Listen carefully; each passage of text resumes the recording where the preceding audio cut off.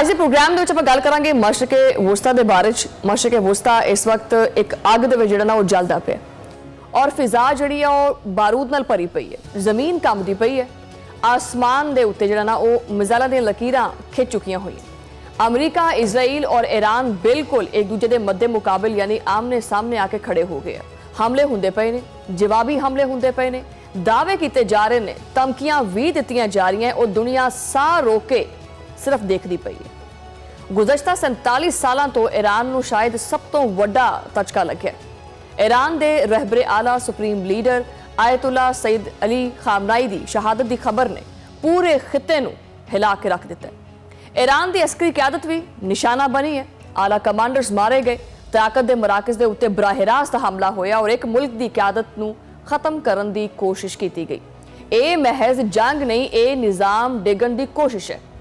Ayatollah खामनाई की शहादत तो बाद ईरान दे विच 3 रुकनी अबूरी कौंसल ने कंट्रोल संभाल लिया। मुल्क दे विच जिहड़ा एमरजेंसी की सूरत हाल वो नाफिज हुई है। आला सतह के इजलास जिहड़े ने वो जारी ने।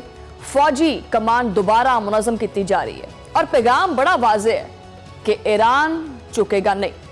ईरान ने फौरी और शदीद रद्दअमल दिता है और खलीजी ममालिक दे विच कायम अमरीकी फौजी अड्डियां दे उत्ते मिसाइल भी दाखिल है, ड्रोन हमले भी किए हैं और ईरानी फौज ने दावा किया है कि 560 अमरीकी फौजी मार दिते ने।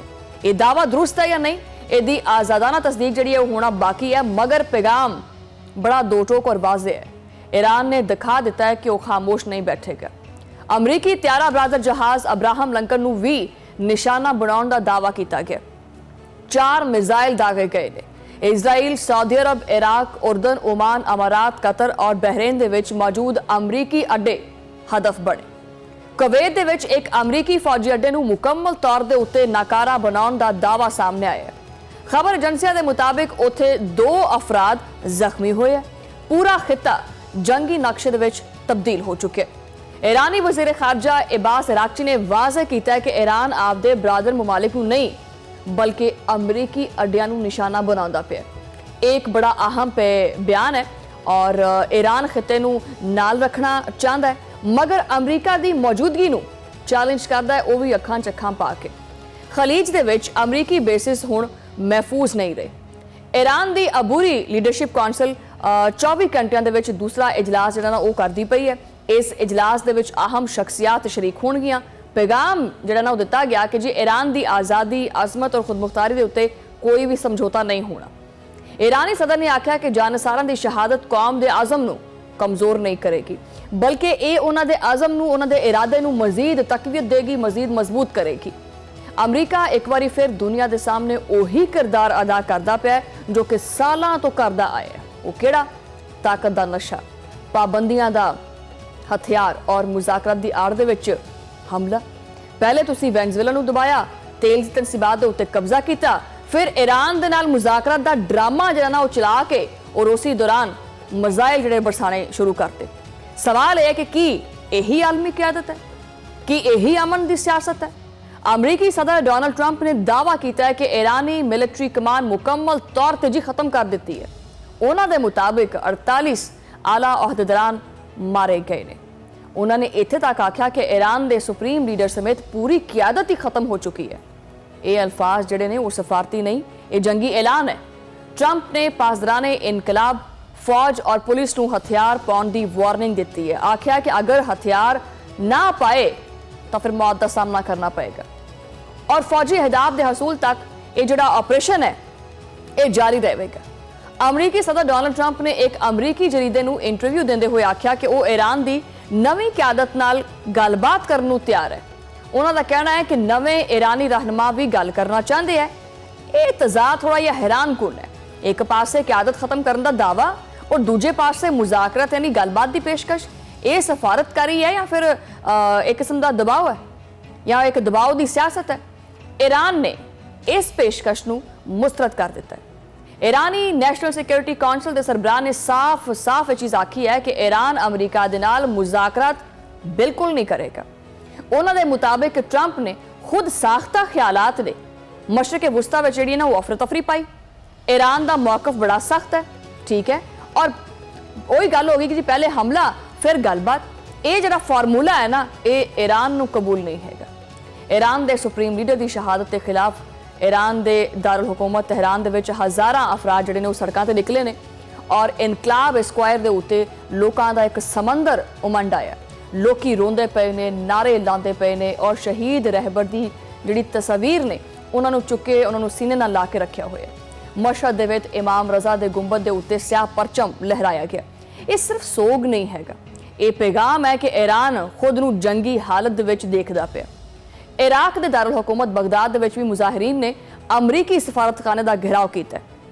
ਕਰਬਲਾ ਦੇ ਵਿੱਚ ਇhtਜਾਜੀ ਰੈਲੀਆਂ ਕੱਢੀਆਂ ਗਈਆਂ ਨੇ। ਲਬਨਾਨ ਦੇ ਵਿੱਚ ਹਿਜ਼ਬੁੱਲਾ ਦੇ ਹਾਮੀ ਸੜਕਾਂ ਦੇ ਉੱਤੇ ਨਿਕਲੇ। ਯਮਨ ਦੇ ਵਿੱਚ ਵੀ ਹਜ਼ਾਰਾਂ ਅਫਰਾਦ ਨੇ ਮੁਜ਼ਾਹਰੇ ਕੀਤੇ ਔਰ ਖਿੱਤਾ ਇੱਕ ਜਜ਼ਬਾਤੀ ਭੂਚਾਲ ਤੋਂ ਲੰਘਦਾ ਪਿਆ। ਪਾਕਿस्तान ਦੇ ਵਿੱਚ ਵੀ ਸ਼ਦੀਦ ਰੱਦ ਅਮਲ ਸਾਹਮਣੇ ਆਇਆ।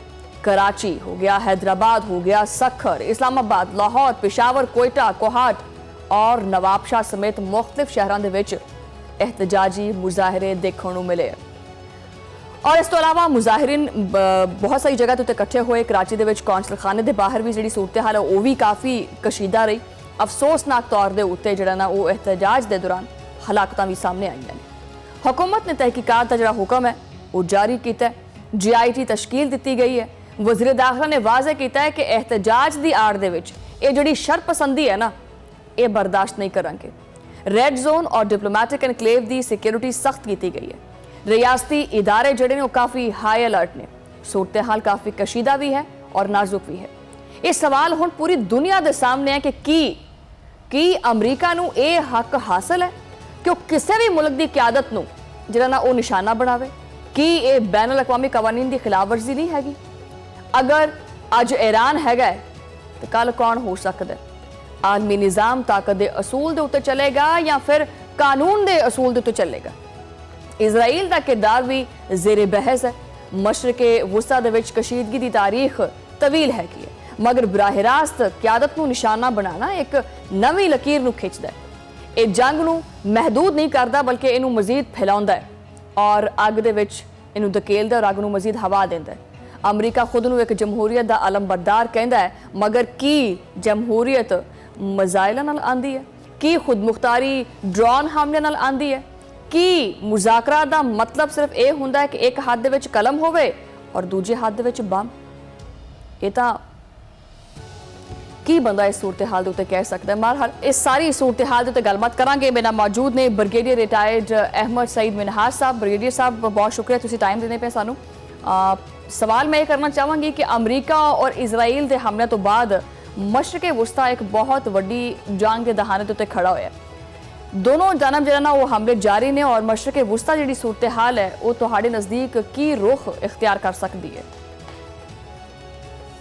बेसिकली जंग ये है थोड़ी टेक्निकल जंग है। इससे दो एक्सपेक्टेशन हैं, या फिर इमीडिएट अगर ऑब्जेक्टिव अचीव हो गए इसराइल दे यानी कि रेजिम चेंज हो गई ओपन नहीं कह रहे हैं, और दूसरा ईरान जो कह रहे कि मैं सारे सबक सिखाऊंगा और अपनी जगह समझाई साहब की शहादत हुई है जिसे बिल्कुल जो शहीद हुए हैं, अगर उन्होंने पता लै लिया जो फिर थ्रेशोल्ड हो सकती है उस हिसाब से सोवरेनिटी भी इंटैक्ट हो गई, तो उस हिसाब से एक जंग जी बेसिकली कंप्लीट मिडिल ईस्ट है जी व्यवस्था उनसे जंग को तरफ जाती है। लेकिन अगर दो ये समझ दें तो इसराइल का एक थ्योरी है या समझ देना सारे को ग्रेटर इसराइल बनना चाहते या बढ़िया साथ ही वो इसराइल की या तो फिजिकल आवे या फिर अपनी मनपसंद गवर्नमेंट की तरफ को मेरे ख्याल मनपसंद गवर्नमेंट देखना चाहेंगे इस वजह से कि भाई खुद हिसाब में जो कंट्रोल करना चाहता जो रिसोर्सेज ने मिडिल ईस्ट से खुद एडमेंट जो ग्रेटर इसराइल को बता दे बैतुल मक़दस का कब्जा देना चाहिए वो अगर सिलसिला होया या फिर ईरान के नाल बाकी मुमालिक अगर खड़े हो गए जिस तरह यमन इस वेले खड़ा है लबनान का सीरिया तो भी खबर अमेरिकन जो भी ईरान जंग जाएगा तो फिर ये जंग के लिए तब्दीली मुद्दती हो सकती है और अल्टीमेटली अगर इस ज़्यादा रिटेलिएशन की जाती है अमेरिकन की जानिब तो या फॉर दैट मैटर इसराइल की जानिब तो फिर ऑल लाइकली चांसेस में कि रशिया है वो खास करके चाइना आम करके ये इस दरमियान अगर ये होता रहे तो फिर जंग जी है मेरा ख्याल है कि थर्ड वर्ल्ड वॉर से जाने जा सकती है। यानी यानी तीसरी आलमी जंग वाले पासे ये सूरत हाल इख्तियार हो सकती है। जी बिल्कुल। देखो जी इसलिए तकरीबन 13-14 ममालिक तो ऑलरेडी इस जंग के इन्वॉल्व हो चुके हैं। कंप्लीट थोड़ा मुकम्मल जो मशक़ वुस्ता के ममालिक ने माशाअल्लाह। लेकिन अगर 13 ममालिक को अगर तुम आखो कि ये जंग वर्ल्ड वॉर 3 नहीं है तो वो भी मुनासिब नहीं लग रहा। मैं लगता है कि ये सब स्टेप ऑन द लैडर है। फिर जब पहला स्टेप है कि मूवमेंट हो रही है टुवर्ड्स थर्ड वर्ल्ड वॉर। अगर थर्ड वर्ल्ड वॉर को हम फर्स्ट इनिशिएटिव में फिर डिस्ट्रक्शन ऑफ द वर्ल्ड फिर यकीनी है क्योंकि उससे फिर मतलब 1946 में वर्ल्ड वॉर 2 खत्म हुई थी।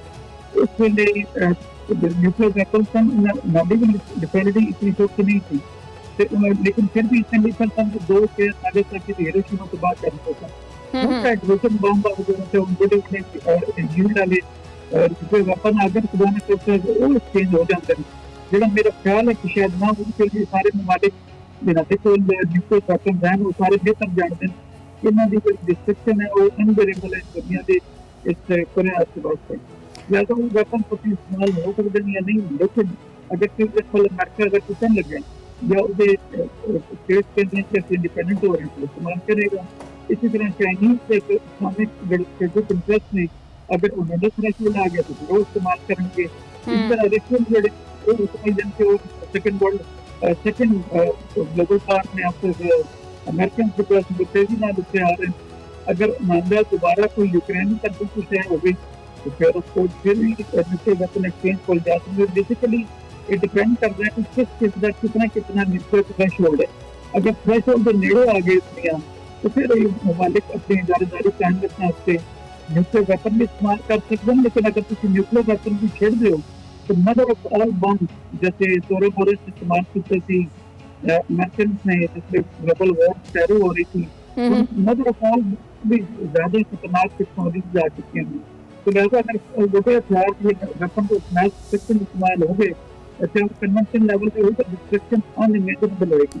तो लिहाजा इसलिए ऑल द मोर रीजन तमाम ममालिक समझा के अपने मसाइल हल करने चाहिए और अगर कोई भी अमल का मौका नहीं हल करने चाहिए ने हल किस तरह कर सकते हैं। वैसे कोई सुनने ਨੂੰ ਤਾਂ ਤਿਆਰ ਨਹੀਂ ਹੈਗਾ। ईरान ने भी आख्या कि जी ਹੁਣ ਅਸੀਂ जिस तरह के मुज़ाकरात की पेशकश की है कि नवी जी क्यादत उन्होंने ਅਸੀਂ गलबात करांगे लेकिन ईरान ने मौक़िफ़ इख्तियार किया है कि ਅਸੀਂ गल करने ਤਿਆਰ नहीं है। पहले ਤੁਸੀਂ हमला करते हैं बाद च फिर मुज़ाकरात की पेशकश करते हैं ਅਸੀਂ ਤਿਆਰ नहीं है। ਅਸੀਂ बिल्कुल हालत जंग ਦੇ ਵਿੱਚ ਅਸੀਂ अपने सुप्रीम लीडर का जोड़ा ना वो बदला लाजमी लवांगे। अच्छा ये मैं एक चीज़ होर ऐड करना चाहवांगी वो ये कि जिस तरह अमरीका और इजराइल जोड़े हमले ने उन्होंने तो बाद ईरान की जवाबी कार्रवाई है वो की गई और खलीजी मुल्कों के उत्ते भी जो अमरीकी अड्डे ने उन्होंने निशाना बनाया गया ईरान के वलों। हुण तक ईरान की जी जवाबी कार्रवाई है वो तो नज़दीक कितनी मौसर और कितनी कामयाब रही है। देखो ये दो सवाल को रखा है कि एक क्या ईरान डायलॉग से जाएगा बिकॉज जड़ी भी जंग होंगी है अल्टीमेट हल जो डायलॉग से होंगे है कि किसी गिवन टेक कर दो शांति जंग होते जा सकते और जंग लेकिन बदकिस्मती में शुरू जो पंजी जिससे साइड साइड की थी उसको लेकर तब जो डायलॉग करा रहे थे और नेगेटिव के अमल समझ होते थे तो जंग ना सकती। लेकिन यह उनके एक इस्लाम का करैक्टर है इकबार की जो दौलत है वो डिपेंड कर दिए जंगल साइड उनसे डिपेंड करता है जंगल को कुछ है जैसा वो जिसमें देख रहे थे फायदा होने लगा है।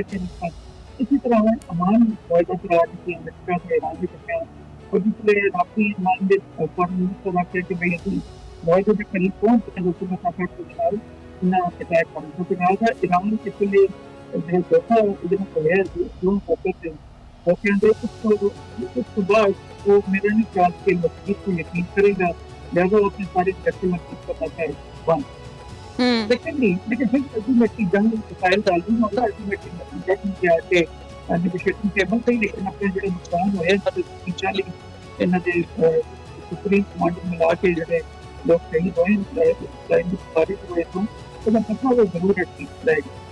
तो दूसरे सवाल के उस पूरे मसले के ममालिक से उन्होंने यूनाइटेड स्टेट्स की बेसिस उससे मामले किया ईरान बेसिकली उस एक्सट्रीम किस्म की थ्रेट थी ना ईरान में, उसने बेसिकली एक्सट्रीम रिटेलिएट किया है और उसकी कोशिश ये हुई है कि ये जंग है सिर्फ ईरान तक कंसंट्रेट करने के बजाय एक दूसरे ममालिक की बजाय ईरान भी फेल होना चाहिए, दर्ज होना चाहिए कि किस तरह उन ममालिक अपनी तब्दीली अलाउ की है अमेरिकन को जैसे दैट कंट्री इसराइल के नदी एयर स्पेस को ट्रैवल करके आके फिर ईरान के ट्रेन में देखा लिहाजा उसे भी लोकल इसी के ईरान उन्होंने भी जाके सवाल है उसी व्यक्ति पे इसलिए यूएई यानी जनता और अमारात मुतल्लिक मुख्तलिफ मीडिया चैनल कवर कर रहे हैं और इसलिए रिपोर्ट नहीं आ रही तो यूएई सऊदी अरेबिया बेसिकली ये कहना चाह रहे हैं इंफॉर्मेशन आएगी जिससे